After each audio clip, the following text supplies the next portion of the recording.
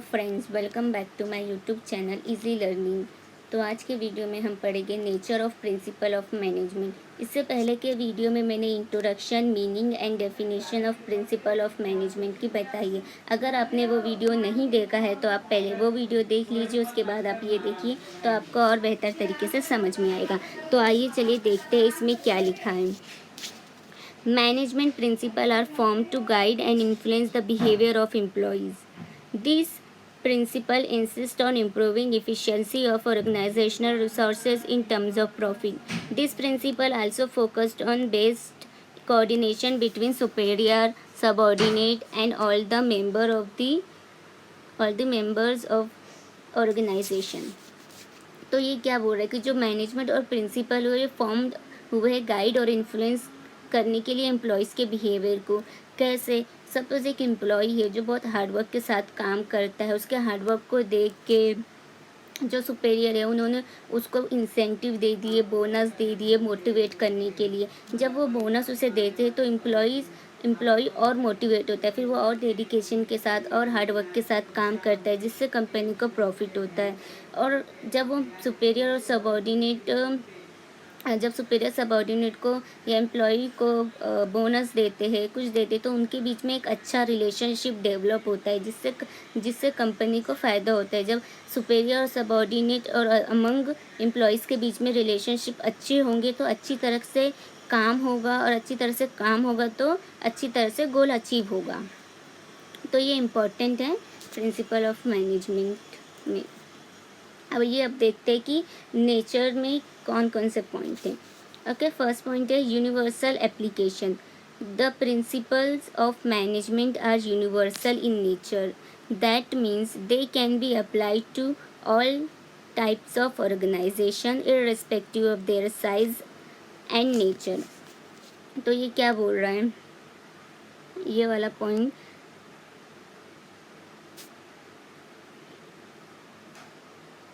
इसमें यही बोल रहा है कि जो प्रिंसिपल ऑफ मैनेजमेंट है ये यूनिवर्सल है इन नेचर, और ये हर टाइप के ऑर्गेनाइजेशन हो, चाहे वो छोटा हो बड़ा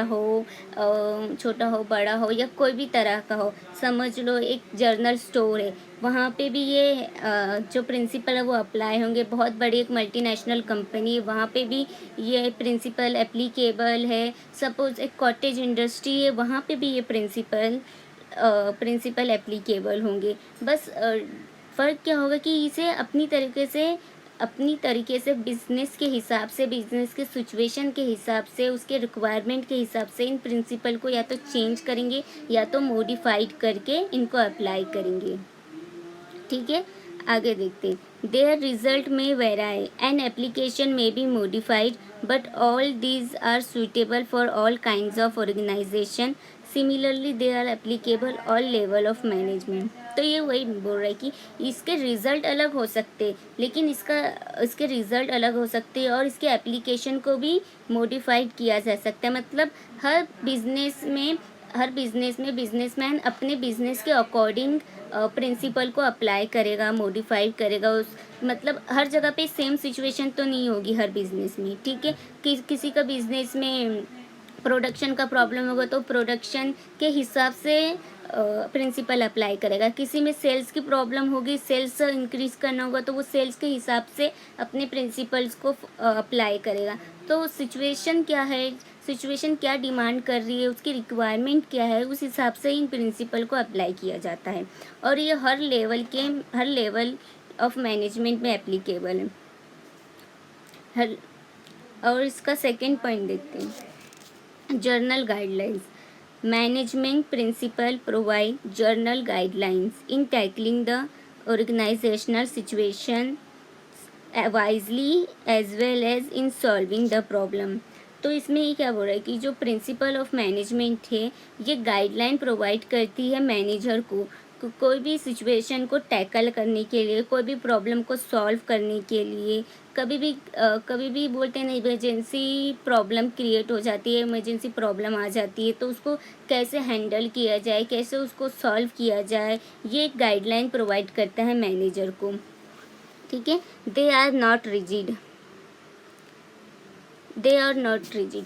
मतलब जो प्रिंसिपल्स है ये रिजिड नहीं, ये फ्लेक्सिबल है। क्यों क्यों फ्लेक्सिबल? क्योंकि हमने पहले पॉइंट में पढ़ लिया है कि इसको मॉडिफाई किया जा सकता है, इसको चेंज किया जा सकता है, इसको सिचुएशन के अकॉर्डिंग इसको अप्लाई करते हैं, इसलिए ये फ्लेक्सिबल, रिजिड नहीं है। रिजिड कैसे? अब जैसे कोई मैथ्स का फॉर्मूला है, अब वो मैथ्स का फॉर्मूला कैसे, उसको कभी भी चेंज नहीं कर सकते। वो जो फॉर्मूला है उसे एज इट इज़ ही उसको पुट करेंगे और उसको पुट करने के बाद ही उसमें वैल्यू डालेंगे, तभी वो फार्मूला का आंसर आएगा। लेकिन वो फार्मूले को हम कभी चेंज करके आंसर नहीं ला सकते, तो वो फार्मूला क्या है, वो रिजिड है। लेकिन जो प्रिंसिपल ऑफ मैनेजमेंट है ये फ्लेक्सिबल है, इसको चेंज कर सकते हैं, मॉडिफाई कर सकते हैं अपने अकॉर्डिंगली सिचुएशन के। ठीक है, आगे देखते हैं क्या है।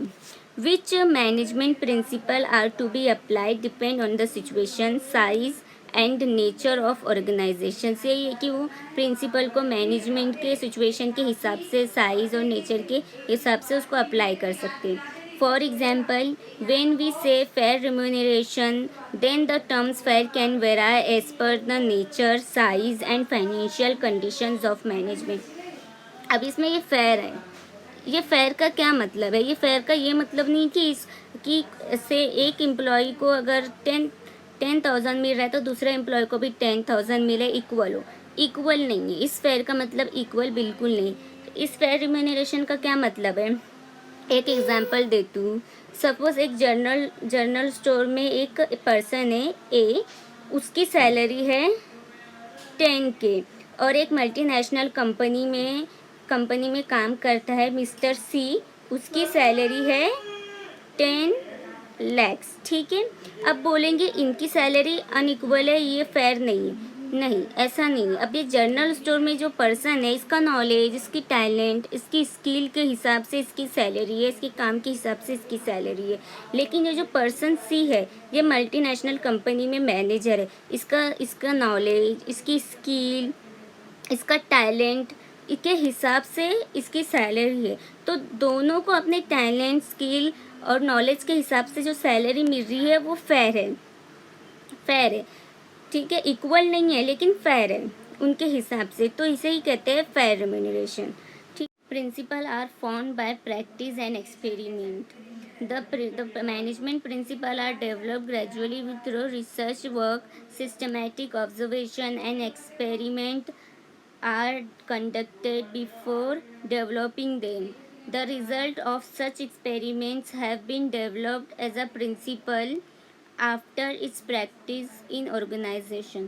तो इसमें क्या बोल रहे हैं, जो प्रिंसिपल ऑफ मैनेजमेंट है ना, इसको एक दिन में ही इस पर काम करके, रिसर्च करके इसको डेवलप नहीं किया गया। इसको सालों साल, बहुत बहुत साल तक, बहुत टाइम तक के इस पर रिसर्च की गई, इसको सिस्टमेटिकली ऑब्जर्व किया गया। ऑब्जर्व करने के बाद इस पर एक्सपेरिमेंट किए गए। एक्सपेरिमेंट कंडक्ट करने के बाद अगर उस पर उसका रिज़ल्ट पॉजिटिव आया, उसका रिज़ल्ट सही आया, तो उसको डेवलप किया गया। जब उसको डेवलप किया गया, उसके जो रिज़ल्ट आया एक्सपेरिमेंट को, जब उसको डेवलप किया गया एज अ प्रिंसिपल, तो उसको बहुत सारे ऑर्गेनाइजेशन में प्रैक्टिस की गई, बहुत सारे ऑर्गेनाइजेशन में उसको अप्लाई किया गया। जब उसका रिज़ल्ट और अच्छा आया, तब इसको एज अ प्रिंसिपल इसको सेट किया गया, एज अ प्रिंसिपल इसको बोलते। तो ये एक दो दिन का काम नहीं है या 2-3 दिन का नहीं है, इसको बहुत सालों से इस पर प्रैक्टिस की गई, इसको ऑब्जर्व किया गया, उसके बाद में इस प्रिंसिपल को प्रिंसिपल ऑफ मैनेजमेंट सेट किए गए। ठीक है, आइए हम आगे देखते हैं। Flexibility. Management principles are flexible in nature. It means they can be changed or modified according to the situation. Manager can be flexible while implementing principle to suit the requirement. The business situation keep on changing. Management principle can be adjusted or modified and can be used in the organization according to its need. इसमें क्या बोल रहा है, इसमें बोल रहा है principal, जो मैनेजमेंट के प्रिंसिपल है ना, वो फ्लेक्सिबल होते हैं, इनको चेंज कर सकते हैं, इनको मॉडिफाई कर सकते हैं अकॉर्डिंग टू सिचुएशन। और मैनेजर है ना, मैनेजर को भी इनको इम्प्लीमेंट करते टाइम पे फ्लेक्सिबल होना चाहिए, क्योंकि सिचुएशन की क्या डिमांड है, किस तरह की सिचुएशन है, उसकी रिक्वायरमेंट क्या है, उसके अकॉर्डिंग ही उसको मॉडिफाइड या चेंज करके अप्लाई करना चाहिए। एट इज इट वो नहीं कर सकता, उसको सिचुएशन के अकॉर्डिंग या जो भी प्रॉब्लम आ रही है उसके अकॉर्डिंग ही देख के समझ के उस पर अप्लाई कर सकते हैं। बिजनेस सिचुएशन की जो, क्योंकि बिजनेस जो सिचुएशन होती है वो चेंज होती रहती, हमेशा हमें एक ही तरह की प्रॉब्लम सामने नहीं आएगी, हमें डिफरेंट डिफरेंट तरह की जो मैनेजर होते हैं उन्हें डिफरेंट डिफरेंट तरह की प्रॉब्लम को फेस करना पड़ता है। उन डिफरेंट प्रॉब्लम को सॉल्व करने के लिए उन्हें डिफरेंट तरीके से अलग अलग तरीके से मॉडिफाई और चेंज करके इन प्रिंसिपल ऑफ मैनेजमेंट का यूज़ करना चाहिए। Management principle can be adjusted और मॉडिफाइड और can be use in organisation according to is. तो वही है कि जो प्रिंसिपल होते हैं मैनेजमेंट के उनको एडजस्ट किया जाता है, मॉडिफाइड किया जा सकता है, चेंज किया जाता है अकॉर्डिंग टू सिचुएशन और उसकी नीड के हिसाब से। Fifth, behavioral in nature. Management is group activity. Management aims at achieving certain goals through a group of human beings. Management principles are designed to influence human beings. These principles control a group of persons and direct them to achieve the objectives. तो इसमें क्या बोल रहा है, जो principal of management है इसका nature होता है बिहेवियर नेचर में। कैसे कि ये है ना, अभी कोई भी मैनेजमेंट हो, कोई भी बिजनेस हो, तो बिजनेस कोई एक पर्सन नहीं चला सकता, उसको सारे ग्रुप ऑफ मेंबर जितने भी उस बिजनेस में एम्प्लॉयज़ होते हैं, सब ऑर्डिनेट्स होते हैं, सुपेरियर, सब मिलके उस बिजनेस को चलाते हैं। ये ग्रुप एक्टिविटी है, किसी सिंगल पर्सन की एक्टिविटी नहीं है। तो कैसे, अभी जैसे कि मैंने एक फर्स्ट इसमें यूनिवर्सल वाले में एग्जांपल दी थी, वैसे ही इसमें है कि मतलब अभी कैसे एक पर्सन है जो अच्छे से हार्डवर्क करके काम कर रहा है, जो एम्प्लॉय काम कर रहा है उसको देख रहा है बिजनेस, वो person behavioral in nature. Management is group activity. Management aims at achieving certain goals through a group of human beings. Management principles are designed to influence human beings. These principles control a group of persons and direct them to achieve the objective. इसमें क्या बोल रहा है कि जो management है ना वो ग्रुप की एक्टिविटीज़, कोई भी जैसे कि बिजनेस होता है, कोई भी बिजनेस को एक सिंगल पर्सन हैंडल नहीं कर सकता, उसमें बहुत सारे सबऑर्डिनेट एम्प्लॉयज़ होते हैं, वो सब मिलकर उस बिजनेस को आगे बढ़ाते हैं, उस बिजनेस के लिए काम करते हैं। तो ये एक ग्रुप एक्टिविटी है। और जो बिहेवियरल नेचर बोला है, ये किस तरह से काम करता है। सपोज़ एक एम्प्लॉय है, वो अच्छी तरीके से हार्डवर्क करके काम कर रहा है, उसके हार्डवर्क को देख के जो कंपनी का बॉस हुआ वो खुश हो गया या उसको अच्छा लगा, तो उसने उसको मॉनिटरी नॉन मॉनिटरी इंसेंटिव्स दे दिए, जिससे वो पर्सन और मोटिवेट हो गया। और मोटिवेट हो गया तो क्या होगा, वो और डेडिकेशन के साथ काम करेगा, जिससे उसका कंपनी को फ़ायदा होगा। कंपनी को फ़ायदा कैसे, वही नेचर हुआ, इसका बिहेवियर हुआ, उसका नेचर हुआ कि उस बॉस ने उसको इंसेंटिव्स दिए और उसने उसके बदले में उसने और अच्छे से काम किया। तो ये नेचर, अगर आप अच्छा करोगे तो एम्प्लॉयज़ भी आपके साथ अच्छा करेगा। अगर आप एम्प्लॉय के हक़ में, एम्प्लॉय के लिए कुछ नहीं करोगे तो फिर एम्प्लॉय भी कैसे, वो अपना काम कैसे भी करके हट के आगे बढ़ जाएगा। लेकिन ऐसा नहीं, ये बिहेवियर में होता है। मतलब ये बोलते हैं ना, प्रिंसिपल ऑफ मैनेजमेंट एक रिलेशनशिप डेवलप करता है सुपेरियर, सबऑर्डिनेट और अमंग मेंबर्स के बीच में बिजनेस में। तो ये भी इम्पोर्टेंट है एक नेचर प्रिंसिपल ऑफ मैनेजमेंट का। और आगे देखते, cause and effect relationship. Principle of management are the base of taking decision.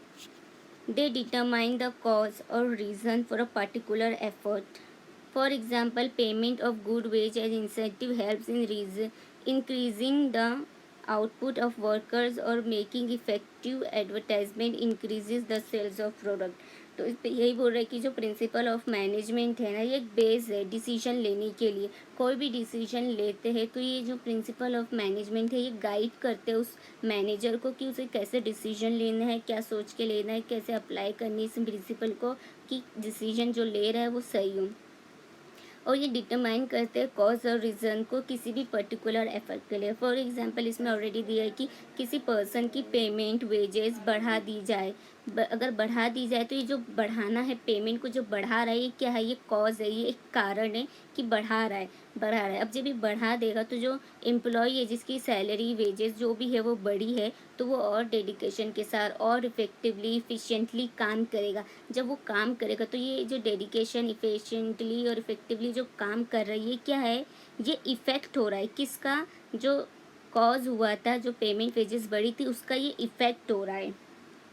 तो यही होता है कॉज और इफ़ेक्ट रिलेशनशिप का। आप जिस तरह से उसको ट्रीट करोगे उसका इफ़ेक्ट आपको मिलेगा उसके अकॉर्डिंग। ठीक है, तो ये होता है कॉज और इफ़ेक्ट रिलेशनशिप। और seventh, all principles are of equal importance. All principles of management are of equal importance. Those are to be practiced simultaneously to get best result in the form of achievement of predefined goals. If any specific principle is focused more and others not followed with the same focus, then it affect the working of organization. Management principle are the principle of social science. The nature of principle of management is not absolute like the pure science, that is chemistry, mathematics, etc. With some modification according to requirement, organization need to apply the principle of management. तो इसमें यही बोल रहे हैं कि जो principal of management है ना, जो प्रिंसिपल, इसके जो सारे 14 प्रिंसिपल है ना, वो इक्वली इम्पॉर्टेंट है। इसमें से कोई कम या कोई ज़्यादा इम्पोर्टेंट नहीं है।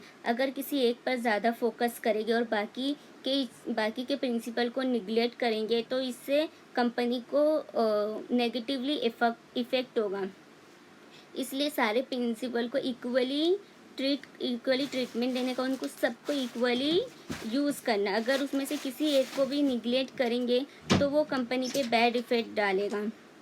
और ये जो होते हैं सारे प्रिंसिपल, ये फ्लेक्सिबल होते हैं, इनको कभी भी सिचुएशन के हिसाब से चेंज कर सकते हैं, मॉडिफाई कर सकते हैं। जैसे कि ये प्योर साइंस की तरह, जैसे केमिस्ट्री हुआ, मैथ्स हुआ, इनकी तरह नहीं। कैसे केमिस्ट्री के जो फार्मूलेज होते हैं, जो मैथ्स के फार्मूलेज होते हैं, और ये सब जो होते हैं ये रिजिड होते हैं, इनको चेंज नहीं कर सकते, ये एज इट इज़ होते हैं।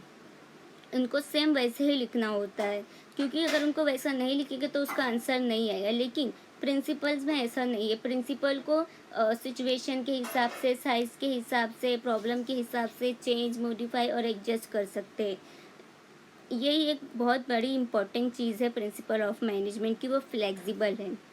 हर टाइप का बिजनेस उसे यूज़ कर सकता है, हर साइज़ का बिजनेस उसे यूज़ कर सकता है। तो यही है प्रिंसिपल ऑफ मैनेजमेंट के नेचर। तो हम अब हम मिलेंगे दूसरे वीडियो में।